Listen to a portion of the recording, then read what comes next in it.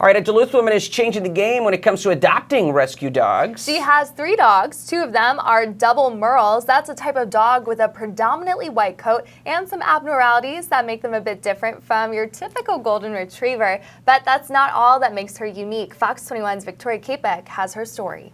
Leuka and Oakley are Aussie Mixes. Elliott is an Australian cattle dog, and Mann isn't so much a dog whisperer as she is a dog interpreter.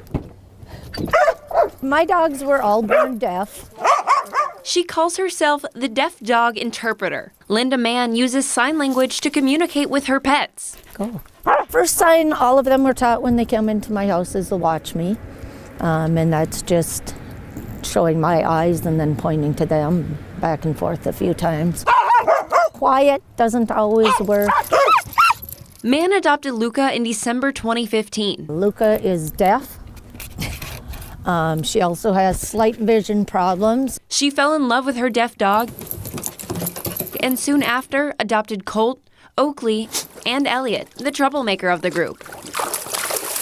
Elliott was a biter when he came in as a puppy, so he got the nickname of a 4-legged piranha. Sadly, Colt was put down in April 2018 after developing a brain tumor. There's a lot of hearing dogs out there that are fantastic dogs, but then the deaf ones are the same way. Mann doesn't think being deaf makes her dogs that different from other dogs. People are afraid of getting the deaf dogs because they think it's going to be a hard dog to train, and they're actually not. They still fight and play and love and listen. Look at the camera, look at the geese. I know a lot of people call them disabled. I like to call them differently abled. You just have to think differently on how you're going to work with them. And they truly are Mann's best friend. They make me laugh frequently, but in the same run, they can be little pains in the butt. I'm not saying my dogs are perfect dogs, because in no way are.